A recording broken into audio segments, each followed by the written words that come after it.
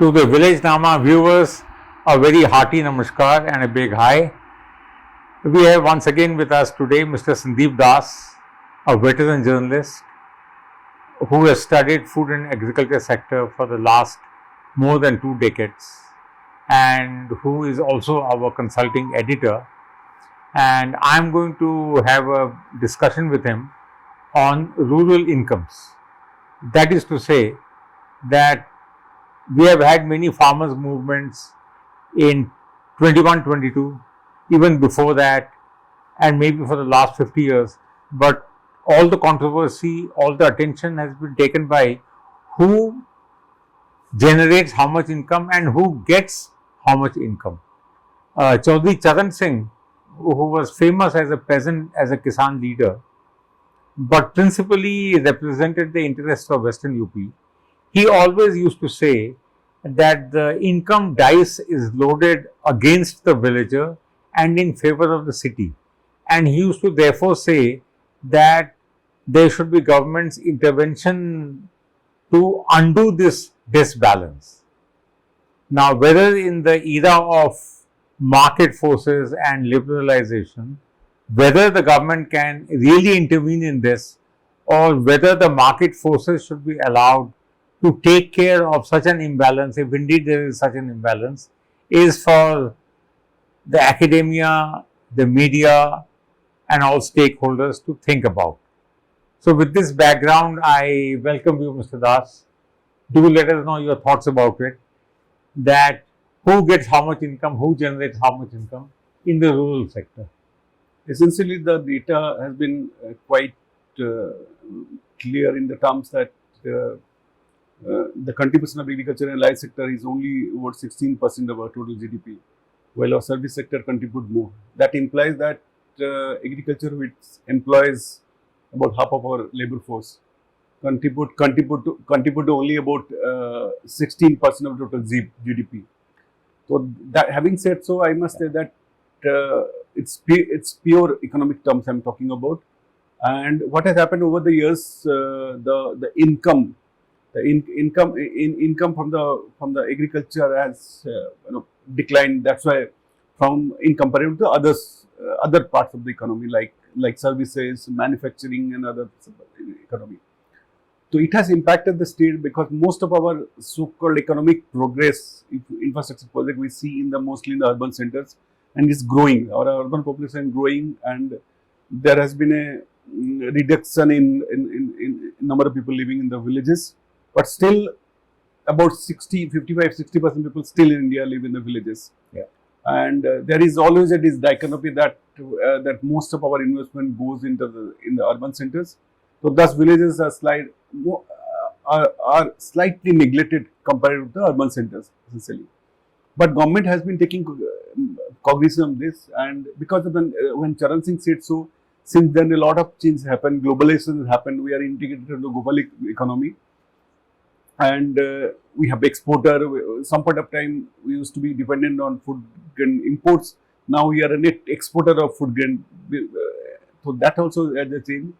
And there is also another trend I noticed is that a large number of people are shifting out of agriculture essentially because of the lower income, and about 40% in our country, the land cultivation is done by tenancy farming, which means the owners don't cultivate, the other people cultivate that thing. So this is where real scenario is that how to provide same kind of services which urban centers have to the rural areas essentially. But gradually is what is happening because of the exodus of labor from agriculture to non-agriculture side. So has been a little bit of land consolidation happening in the rural belt. In terms of, we call it tenancy farming, or it's a consolidation land. People are tilling their own land as well as from the other land. So gradually people are shifting. So this urbanization phenomena cannot be stopped essentially. It's a natural phenomena, and also but one thing has happened over the years is that connectivity to the villages has improved vastly. If I say so, in the last 2 decades, at least last 20 years, if you look at Pradhan Mantri, Sadak Yojana and all, there is a connectivity. Every village now is connected by, whether you call roads or electricity or water and all. So that emphasis has Okay. improved. So tell us, in a very personal sense, your shall we say great grandparents, my great grandparents, the great grandparents of all our viewers, they all came from villages, and they came from villages and went towards the growing towns and cities because the income expectations in the towns were far more than in the villages. And this happened even when communication was very low, because you spoke about improved communication. So now that there is improved communication, do you think that the villager, even after he gets a job in the small towns, would manage to stay on in the village, in which case the rural out migrations intensity will be checked and there would be urban centric employees living in the villages? Simply, if you look at this COVID crisis or COVID pandemic, if you look at that, because of our internet and other things, many of the people went back their home to their villages, cities, Yes. when the work from home became norm essentially. So that is how it happens essentially, and because of the connectivity, people can now work from anywhere essentially. Yes. That has happened, and gradually, because infrastructure development in villages has vastly improved, the connectivity issue has been largely extended, except some case water and electricity. Some of the issues still remain a challenge. But what I see is personally that although people will stay back in the village, but migration to the urban center won't stop. It can be reduced, but it won't stop essentially because of the fragmentation of the land holding and all. Entire family cannot depend on that land for their livelihood. So would it be fair to say that while in the West, the rural out migration has not been checked at all, and the villages in the West are scantily populated, although they have vast lands on which to do agriculture, but in China, I'm told that they have been able to check the rural migration by bringing more and more industries in or near the villages, and also in having good health care and educational facilities in the villages, so that the villagers don't have to go to the cities to look for such benefits of modernization. As I say, we need better healthcare facility at a village level essentially. That is where perhaps we are lacking. Although there is always a regional variation in India about how much accessibility. Southern states are much more progressive in terms of providing service at the village level.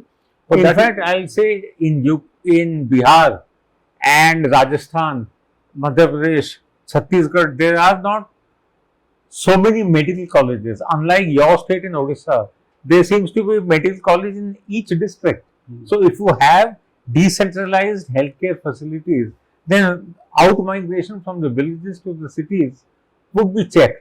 Essentially, and also the village level primary healthcare center, that has to be seen, because most of what is happening, most of the health issues can be dealt at the primary healthcare center, and for the other referral case, we can go to the bigger hospitals essentially. And because of all this, many of the state government improved the ambulance services in but that has happened because of our connectivity has improved essentially. Okay. And there is aspirational level of villages also improved because they want to higher income essentially. And with the so-called corporatization or consolidation of land holding essentially, what is happening, the connectivity issue, villages, the agricultural land is become supplier of large number of goods, agricultural commodities, fruits, vegetables, you call it basically, which is basically grown in the village area essentially. So that has led to a lot of development in terms of connectivity, transportation and all. Cold storage facility. Now government is talking of setting up green food grain center by cooperatives by the village level. So these are the steps taken so that out migration can be reduced essentially. So it cannot be stopped essentially because in a family in a village, all of them cannot depend on that land for their livelihood. There has to diversify essentially. So in order to come back to the original question of villager feeling that his income is not as much as of his counterpart in the cities and towns.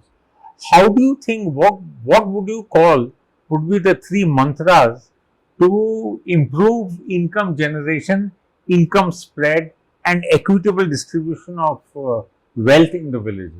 Essentially, if you talk about agriculture sector, essentially, more and more value addition centers should come up, processing center of the agriculture commodity, because what happened, producers produce it, but it's taken into next processing center for processing, then it's sold. So, in between, price of commodity which is purchased from the farmer, it became almost double when it reaches the retailer. Okay. If the processing center is at the village level, especially I give an example of farmers producer organization, which has been government has been trying to create. That is a better way of going about it. Villagers have their control over the commodity produce and processing and all. Many of the FPOs are processing their commodities. I saw in Bharatpur, they're processing mustard oil to be sold in the market. So when you process at the ground level with the participation of the members in that farmer producer organization, your incomes goes up essentially. So, which means decentralized processing would lead to better marketing, easier marketing. Easier marketing. So, marketing is the key to achieving a rise in agricultural income. And also assaying facility. What happened, these days, there's middlemen go there and purchase the commodity from the villagers and sell it and bring it to the nearest mandi. But aggregator, the farmer producer organization aggregate, if they aggregate at the village level, that also create a direct marketing of the. Many of the corporates are also now directly buying at the farmer level, because large number of states have liberalized their agriculture produce market committee PMC acts to allow direct purchase from the farmers, avoiding paying the mandi tax and all. So, in the light of all this, what would be your thoughts on the fact that last 6 weeks or so, tomato prices have seen a big rise? Hopefully, it will stabilize after a month or so when the monsoon goes away. But I fear that as Dussehra, Diwali come near, onion prices will go up and maybe there would be shortage of onions. So, how do you see this, that suddenly, seasonally, tomatoes get scarce and costlier? Then after a few months, we see farmers abandoning their tomatoes on the roads in disgust because they can't sell them. Similarly, it happens with potatoes and with onions. So, seasonal huge fluctuation in availability and prices of tomatoes, onions and potatoes. How do we ensure stability there? Essentially, these are all commodities which are produced by TOP, the tomato, onion, potato, they call it. Okay. They're produced by a large number of states, except potato, which is concentrated mostly in the Bengal, Bihar, UP, Bihar and Punjab. The onion is produced by large number, tomato is produced by almost 18 states in the country. And whenever there is a disruption like Himachal flood and all, it impact the supply chain essentially. And interesting part of this also. So, you say this because of the bad weather in the hills? Bad weather and disturb the supply, and also. But tomatoes are costly even in the south. Costly in the south because if you look at the history, last about 10 to 15 months, tomato price has been really very high. No, very low before it spiked in the end of June. Farmers, what happened? Farmers typically respond to the price scenario. When the prices are, when you get a better price, he always take up more area under tomato. And next time price falls. The tomato, it's happened. This seasonal fluctuation happens because our ability, the consumer base of Indian consumer is that we want fresh tomato, fresh onion, everything. Yes. So that is a mere challenge. And people say the processing and you do catch up and all, but that market is very small, limited. And it can't be, because our habit of taking fresh food, it can't be just replaced by that market. So for India, to reduce such stocks, essentially, the one way out of is that basically, in case of onion at least, you can go for a little bit of dried onion use and all, because every year, September, October, it has to be some supply concern because of the cyclic nature of there's a gap between Rabi harvest and Kharif harvest basically. So for that we need to have government has stored some onion to take care of that, and we need to promote in a bigger way the consumption of processed all these commodities essentially. Okay. So next time, what we want to have a discussion with you is on how come in matters of wheat and rice, fortunately, we seem to have been able to ensure price stability by and large. It has been very well managed by the system as it were. So, thank you very much, Mr. Das. I think you have given us quite a few insights. We look forward to another round of discussions after a week or so. Thank you. Thanks.